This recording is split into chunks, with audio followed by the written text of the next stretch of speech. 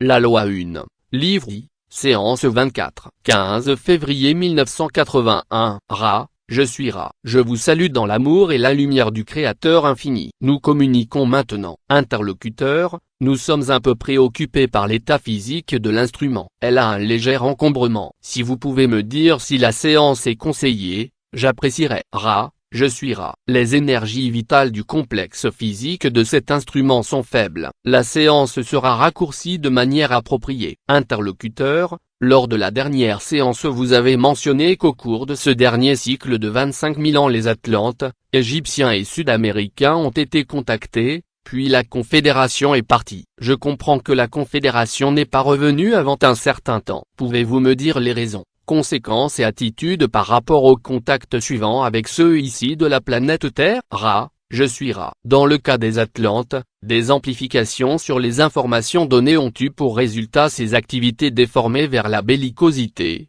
qui ont abouti à la seconde catastrophe atlante finale d'il y a 10 821 de vos années, ainsi que vous mesurez le temps.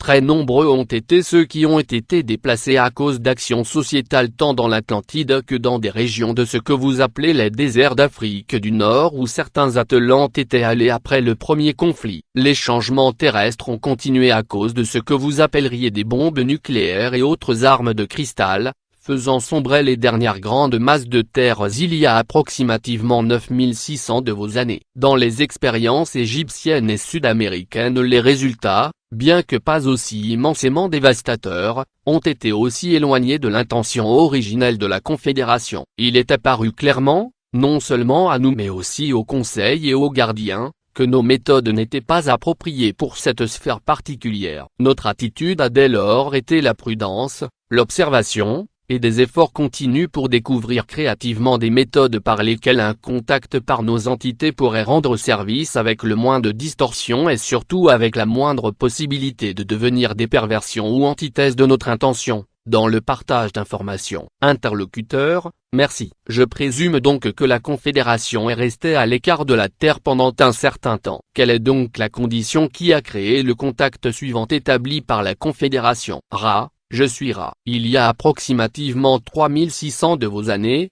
ainsi que vous mesurez le temps, il y a eu un influx de ceux du groupe d'Orion, ainsi que vous les nommez. Grâce à des influences de plus en plus négatives sur les distorsions de pensée et d'action, ils ont pu commencer à travailler avec ceux dont l'impression depuis des temps anciens, comme vous pourriez dire, était qu'ils étaient spéciaux et différents. Une entité de la Confédération, il y a des milliers et des milliers d'années dans votre passé, celle que vous pouvez appeler Yahvé, avait, par clonage génétique, mis en place ces déformations particulières parmi les peuples qui étaient venus graduellement habiter au voisinage de l'Égypte, ainsi que dans de très nombreux autres lieux, par dispersion après que la masse des terres de Mu ait sombré. Ici, le groupe d'Orion a trouvé un sol fertile dans lequel planter les semences de la négativité, ces semences étant, comme toujours, celles de l'élite, des différents, de ceux qui manipulent et mettent leurs prochains en esclavage. Celui connu comme Yahvé éprouvait une grande responsabilité envers ces entités. Cependant, le groupe d'Orion avait été à même d'imprimer sur les peuples le nom de Yahvé comme le responsable de cet élitisme. Yahvé a alors pu prendre, comme vous diriez, connaissance de ces modèles vibratoires et est devenu en effet un complexe vibratoire sonore plus éloquemment efficace. Dans ce complexe, l'ancien Yahvé, maintenant sans nom mais signifiant il vient, a commencé à envoyer de la philosophie positivement orientée. Ceci était il y a approximativement 3300 années dans votre passé. C'est ainsi que la partie intense de ce qui est devenu connu comme Armagédon a été rejointe. Interlocuteur, comment le groupe d'Orion est-il passé au travers de la quarantaine il y a 3600 ans? L'effet fenêtre aléatoire? Ra. Je suis Ra. En ce temps-là, cela n'a pas été entièrement ainsi, puisqu'il y avait bien eu appel à des informations. Quand il y a un appel mixte, l'effet fenêtre est bien plus souvent mis en mouvement par les voies des densités. La quarantaine dans ce cas n'était pas, dirons-nous, patrouillée de très près, vu l'absence de polarité forte, les fenêtres devant donc être très faibles pour permettre la pénétration. À mesure que votre moisson approche, les forces de ce que vous appelez la lumière travaillent en fonction de l'appel qui leur est adressé. Cet appel n'est pas, actuellement, du tout aussi grand. Dès lors, à cause de la manière de potentialisation ou des carrés, il y a beaucoup de résistance à la pénétration. Cependant, le libre arbitre doit être préservé et ceux qui désirent des informations orientées négativement, comme vous les appelleriez, doivent alors être satisfaits par ceux qui entrent grâce à l'effet fenêtre. Interlocuteur, alors Yahvé, dans un effort de correction de ce que je pourrais appeler une erreur, je sais que vous ne voulez pas l'appeler ainsi, a entreprise il y a 3300 ans, une philosophie positive. Est-ce que les philosophies d'Orion et de Yahvé ont été imprimées télépathiquement, ou bien est-ce que d'autres techniques ont été utilisées? Ra, je suis Ra. Deux autres techniques ont été utilisées. Une par l'entité qui n'était plus nommée Yahvé, qui ressentait toujours que si elle parvenait à élever des entités supérieures aux forces négatives, ces entités supérieures pourraient répandre la loi une. Dès lors, l'entité Yod-Heh-Shinvo est venue parmi vous sous une forme en accord avec l'être incarné, et s'est accouplée selon la manière normale de reproduction de vos complexes physiques, faisant ainsi naître une génération d'êtres beaucoup plus grands, ces êtres étant appelés Anak. L'autre méthode utilisée pour un plus grand effet, plus tard dans le scénario, comme vous l'appelleriez, a été la forme pensée telle que nous l'utilisons souvent parmi vos peuples pour suggérer le mystérieux ou le sublime. Vous pouvez être familiarisé avec certaines de ces apparitions. Interlocuteur, pouvez-vous en citer quelques-unes? Ra, je suis Ra. Cela c'est de l'information que vous pouvez découvrir. Cependant, nous allons brièvement montrer le chemin en indiquant la roue à l'intérieur d'une roue, et les chérubins à l'œil sans sommeil. Interlocuteur, est-ce que le groupe d'Orion a utilisé des méthodes similaires pour leur impression il y a 3600 ans? Ra, je suis Ra. Le groupe ou empire avait un émissaire dans vos cieux en ce temps-là. Interlocuteur,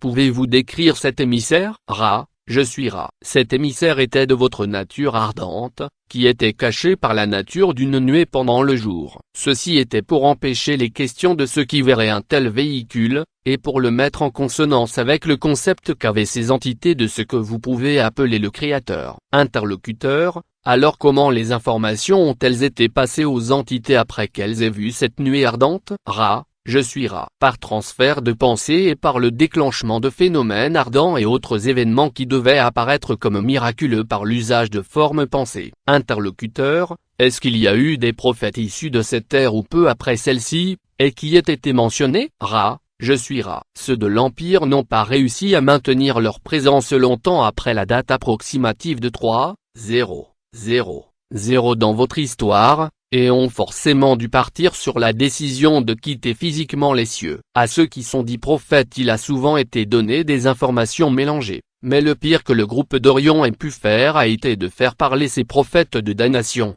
car en ce temps-là la prophétie était l'occupation de ceux qui aimaient leur prochain et ne souhaitaient que rendre service à celui-ci et au Créateur. Interlocuteur, êtes-vous en train de dire que le groupe d'Orion a réussi à polluer certains des messages des prophètes orientés positivement avec des prophéties de damnation? Ra, je suis Ra. C'est exact. Votre demande suivante sera la dernière question complète de cette séance. Interlocuteur, pouvez-vous me dire pourquoi le groupe d'Orion a dû partir après ce qui semble être une période de 600 ans? Ra, je suis Ra. Bien que l'impression qu'ils avaient donnée à ceux qui avaient fait appel à eux était que ces entités étaient un groupe d'élite, ce que vous connaissez comme la diaspora s'est produit, provoquant une grande dispersion de ces peuples, de sorte qu'ils sont devenus une espèce plus humble et plus honorable, moins belliqueuse, et plus consciente de la bonté aimante du Créateur unique. La création à leur sujet tendait à être quelque peu belliqueuse, quelque peu orientée vers la mise en esclavage des autres,